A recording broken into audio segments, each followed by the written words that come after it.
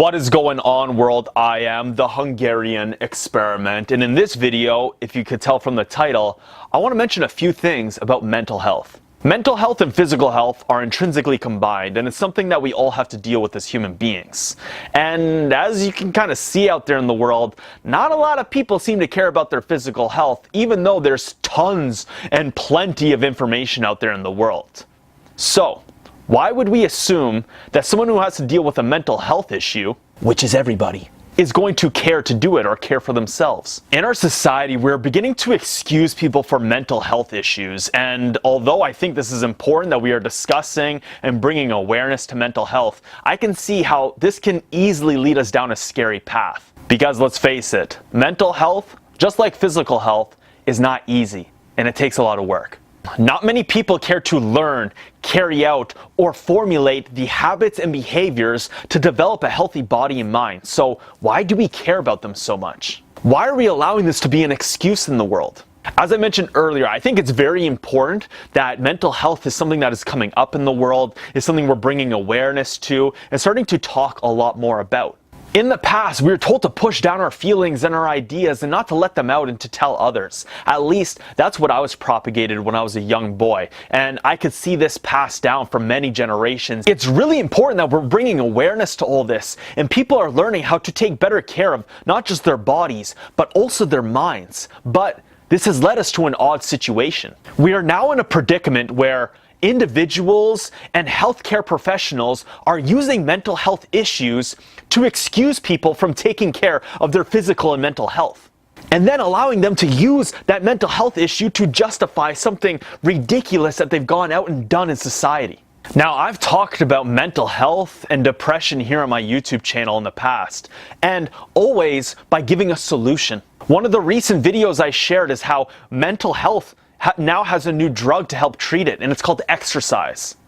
Physical exercise has been showing to alleviate patients' symptoms 90 to 95%. It's causing an overall change in mood and less depression. People are happier when they're being more physical. And I've also discussed and displayed here on my YouTube channel how depression is not a chemical imbalance in your brain, but is actually a symptom of society teaching you and telling you and propagating you to believe that you should be chasing money and materialistic things instead of actually chasing your passions in life. I've discussed here on my YouTube channel and broken down my own depression in the past and how I realized over time that this feeling was never going to go away. And it wasn't depression, but it was this inner angst that we have hardwired into our bodies as human beings. In that video, I break down and discuss how in the animal world there's only two types. There's specialists and opportunists. Explain why people like Anthony Bourdain, why people like Kate Spade, Robin Williams, these great minds from our current modern day are ending up taking their lives. And I believe it's because we have this, as human beings, we have this constant tension within us. We have this internal angst that we cannot control. It is hardwired into our bodies.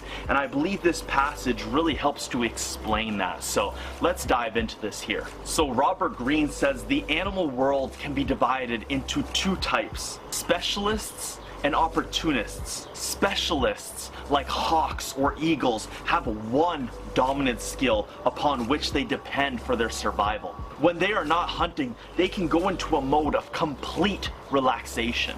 Opportunists, on the other hand, have no particular specialty. They depend instead on their skill to sniff out any kind of opportunity in the environment and to seize upon it. Opportunists are in states of constant tension and require continual stimulation, and we as human beings are the ultimate opportunists in the animal world. We are the least specialized of all living creatures. Our entire brain and nervous system is geared toward looking for any kind of opening. We have to understand that as a human being, hardwired into our bodies is this internal angst that is beyond our control. And this is why I believe so many great minds from our current modern day are going through serious issues of depression, which is leading to suicide.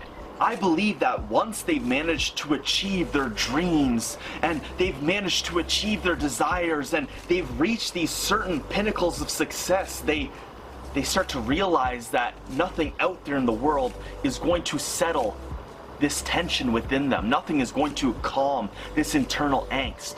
We have to learn and we have to understand that this is all part of the process.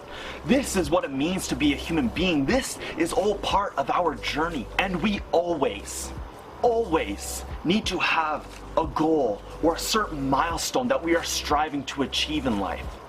Or else we don't have anything to redirect this constant tension towards. We start directing it up here. I find that we don't put as much emotional angst into whether someone is severely obese, for instance, and they're not taking the correct steps to take care of themselves, or they've done something drastic out there in the world. They don't get treated any differently. And I don't think we should do the same with mental health. It's the individual's role to take care of their mental health just as much as their physical health. And yes, I'm not going to deny that something drastic in the past, some kind of traumatic event, or basically anything that happened in the past for someone could cause a serious mental issue. Or someone is actually born with some crazy imbalances in their bodies and their minds. But even then, it is still their responsibility to take care of themselves.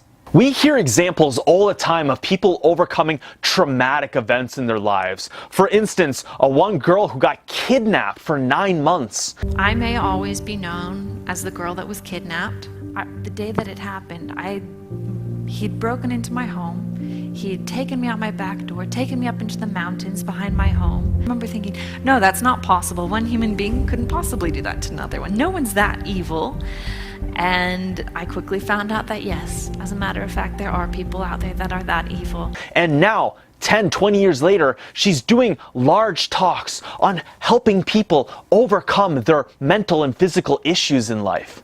And why? Because you can do it. You have the power to overcome it.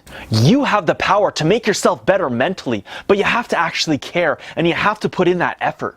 Your negative mental health issues are a side effect and a symptom of something going on in your life. And I believe that 90 to 98% of us have the power and the ability to change it. It's all up to you, and it is your responsibility to start making those changes, to start implementing them, to start learning about how to make yourself better. Don't just go run to the doctor because they're just going to give you something to treat that symptom. You need to learn for yourself how to make this thing run efficiently and optimally as possible. That is your responsibility and no one else's. And as much as I think that it's absolutely amazing that we're bringing awareness to mental health, I believe we are beginning to start treating it as an excuse to justify things in life, to justify laziness, to justify complacency. Well, there you have it, world. Thank you guys so much for watching this video on a few things about mental health. Now, as I mentioned in this video, mental health is something we all have to deal with. You probably see me here on camera and you think, oh, there's the Hungarian experiment guy. His life must be fine. His life must be great. I go through mental health shit as well, guys. We all do. Now, I've learned how to not allow it to affect me, and how to see it as this inner angst, this inner drive that we have hardwired within our bodies as human beings. And that's personally what I believe it is. I believe we've been lied to by the media on what we need to attain and chase in life. Many of us are chasing the almighty dollar. Many of us are chasing views and likes and, trying to become popular, or, doing things that we were told to do rather than going from here. Now, if you guys follow along my journey, you know that I only experiment, I only do shit that I'm truly passionate about. If you meet me out there in the world and we're not talking about something that I'm passionate about, you will see a change in my demeanor. Why? Because I just don't give a fuck. I don't live my life by your rules or your standards. I live them by mine. I give my own life meaning. No one's going to give your life meaning. You have to do that for yourself. It is your responsibility to find meaning in this. So, I know that what's going on in here can be tough. There's days when I was breaking down crying because I felt like everything in my life was contradicting my morals and values. And until I got those things out of my life and started living it the way I felt I needed to be, I started realizing that what was going on in here wasn't really much at all. It was just trying to help direct me to where I needed to be. It was always telling me I'm doing the wrong thing, I'm doing the wrong thing, I'm doing the wrong thing, until I found the right things. And the more you're chasing someone else's dream, the more you're living your life for your parents or your friends or from some profile on the internet that you're trying to live yourself up to that you don't totally feel and resonate with, that is going to affect up here. That is a side effect and a symptom that is something building up in here and building up in here, telling you that something is not right. And you need to figure that out for yourself, guys. Once again, though, thank you guys so much for watching this video. If you got any value from this, I'd love if you share this video, hit that like button, and of course, leave me a comment. I want to know what you guys think. As I mentioned earlier, mental health is a serious issue going on in the world, and I think we're using it as an excuse. We're using it as an excuse to not work harder, to justify laziness, to justify complacency.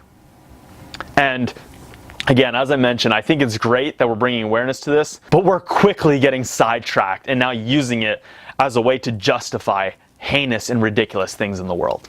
Well, thank you guys again for watching this video. I am the Hungarian Experiment.